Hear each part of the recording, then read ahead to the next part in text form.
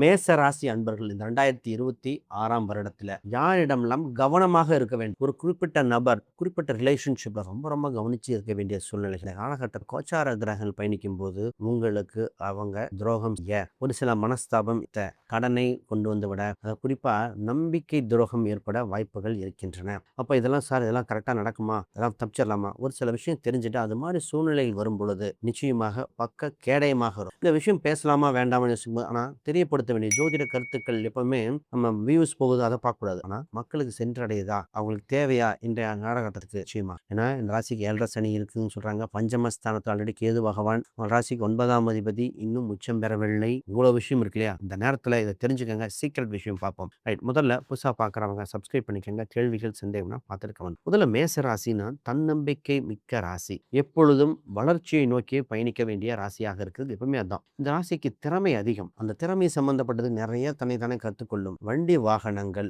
வீடு, இடம் சம்பந்தப்பட்ட அதை வச்சு நாலேஜபிள் பர்சனாக, உறவுகளை அனைவரை போக ஒரு சொந்த பந்தம் அரவணைச்சு போறது பெஸ்ட். ஆனால் திருப்பி எந்தெந்த உறவு துரோகம் செய்யுது, அதான் இந்த டாப்பிக்கே பார்க்க. வேலையில் பார்த்தீங்கன்னா இந்த ராசியில் ஒரு சில விஷயங்கள் கொடுத்தா பர்ஃபெக்டா இருக்கும். அதாவது மேனேஜ்மெண்ட் ஸ்கில், ஒரு சில நிர்வாகம் இந்த ராசி கொடுத்து பாருங்க. இது ரைட்டு, இது தப்பு, இப்படி கொடுக்கணும், யாரிடம் அறிந்து யாருக்கு கொடுக்கணும். அதாவது ஒரு மன்னனோட செயல் என்னன்னா, எந்த அமைச்சருக்கு என்ன இது கொடுக்கணும்னு சொல்லுவாங்களாமா, திருக்குறள்ல சொல்ற மாதிரி. அந்த மாதிரி இவங்களுக்கு இந்த வேலையை கொடுத்தா செய்வாங்க. அந்த மாதிரி ஈஸியா ஜட்ஜ் பண்ணிடுவாங்க. அந்த அளவுக்கு பெஸ்ட் ராசி இந்த ராசி. 2026ல யாரெல்லாம் யாருக்கிட்ட இவங்க கவனமா இருக்கணும், இந்த மேசராசி அன்பர்கள் முதல்ல இந்த மேசராசி அன்பர்கள் முதல்ல ஃபர்ஸ்ட் மிக மிக முக்கியமானது, வேலை செய்யும் இடத்தில் உங்கள் வளர்ச்சி அபிர்விதமாக இருக்கும். என்ன சார் பிரச்சனை நல்லா இருக்குங்கிறீங்க, தாங்க உங்கள் வேலை செய்யும் இடத்துல உங்க வளர்ச்சி மிக ரொம்ப டாப்ல போகும். அதுதான் மற்றவர்கள் பொறாமையாக இருக்கும். அப்படியா, நாம் வேலை செய்யும் இடத்துல உங்களுக்குன்னு ஒரு யூனிக்னஸ் கேரக்டர் இருக்கு. நீங்க செய்யும் விஷயங்கள் மற்றவங்களுக்கு பிடிக்கிற மாதிரி இருக்கும். கீழதிகாரி இருந்து மேலதிகாரி வரைக்கும் உங்களை இவங்களா பண்ணாங்கன்னு